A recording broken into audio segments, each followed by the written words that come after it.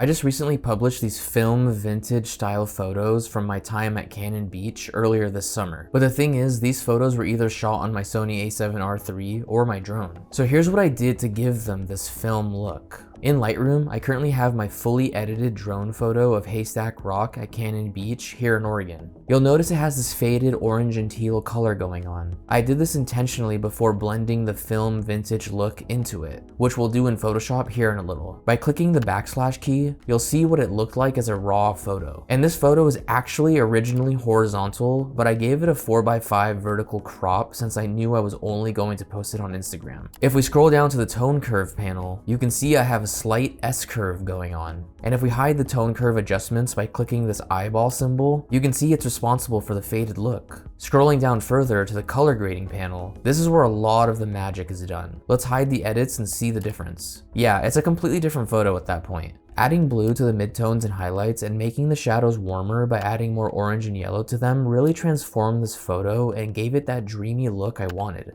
Lastly, scrolling all the way down to the calibration panel, we can see it also contributed to the blue color we're getting. And all I did was adjust the blue primary sliders, as you can see here. This type of Lightroom editing was done to all 5 of the beach photos. Next, we'll export and jump to Photoshop. I use the same Lightroom export settings no matter what the project is, and I actually made another video specifically about it. I'll link it in the description below. Now in Photoshop, you'll see our edited picture, and we're going to add some overlays to it to finalize that film vintage look. You'll notice I have a film scan and a light leak with some grain on it as well. You can get these from a ton of places. My go-to at this very moment is Envato Elements and Google Images. Now starting with the film scan, we're going to drag it into the canvas where our edited photo is. And you'll immediately notice that it's much larger. So we'll click Command+T to bring up the transform tool, and then resize and rotate the film scan accordingly.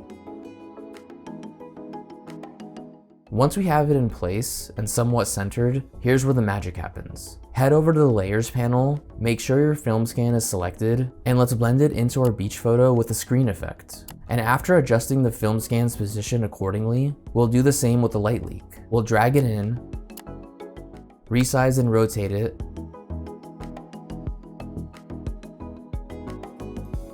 and then we'll blend it with the screen effect as well. And wow, just like that, it feels like a different photo. It really came a long way from that raw drone photo we saw in Lightroom. From here, you can adjust, resize, add, and subtract to your liking. But one thing you should definitely do is add on a couple adjustment layer edits to truly solidify the final photo. For example, I'll add an adjustment layer by clicking this icon here, and I'll choose brightness contrast. I'll make sure it's on top of all of my layers so that it affects every single one, and I'll increase the contrast on everything. I'll also add some vibrance too. Doing these final edits really merges all of the layers together and actually makes your digital photo feel like a film scan. Thank you for watching, liking, and subscribing, guys. For more Lightroom and Photoshop tips, hop into one of the playlists on the screen now, choose a video that you're interested in, and I'll see you there.